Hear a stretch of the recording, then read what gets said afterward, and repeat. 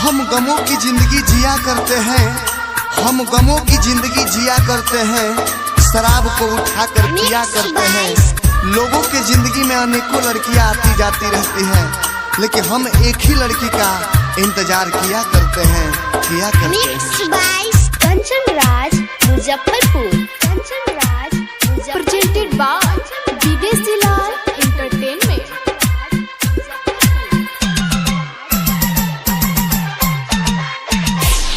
दारू बनल सहारा हो, दिल रोता है बेचारा हो। दारू बनल सहारा हो, दिल रोता है बेचारा हो।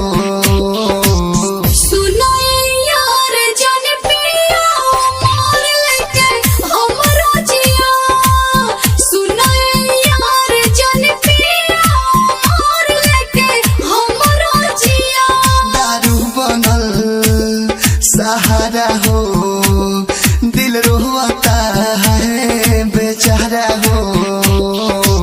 सुनो यार जन पिया मोर लेके हमरो जिया, सुनो यार जन पिया मोर लेके हमरो जिया। Presented by Videshi Lal entertainment. Mix by Kanchan Raj Muzaffarpur, Kanchan Raj Muzaffarpur, Balaji recording studio Jadavpur. तू ही नहीं बारू तो जी के करबो का, दुनिया लगता बहुत खराब हो।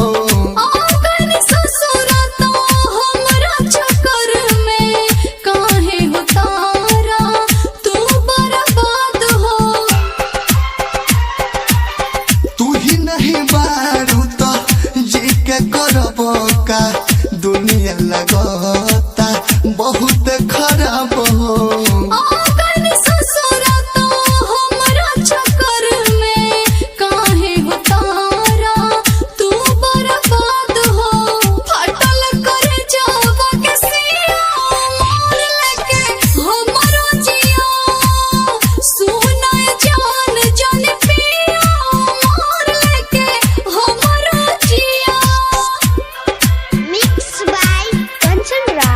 मुजफ्फरपुर, कंचन राज मुजफ्फरपुर, कंचन राज मुजफ्फरपुर। दूरग से दरदी अनस के जानम गइलू तू हो, काहे रुला के खुश न बानी तोहरा चलते, यादों विदेशी के लगिया के।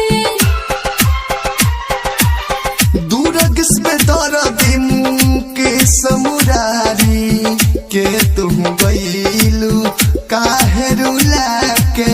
खुश न बानी तोहरा चलते, यादों विदेशी के लगिया के। जवन बुझाई गम दे मोर लेके हमरो जिया, सुनो जान जन पिया मोर लेके हमरो जिया। दारू बनल सहारा हो, दिल रोता है बेचारा हो। सुनो यार जन पिया मोर लेके हमरो जिया, सुनो यार जन पिया मोर लेके हमरो जिया।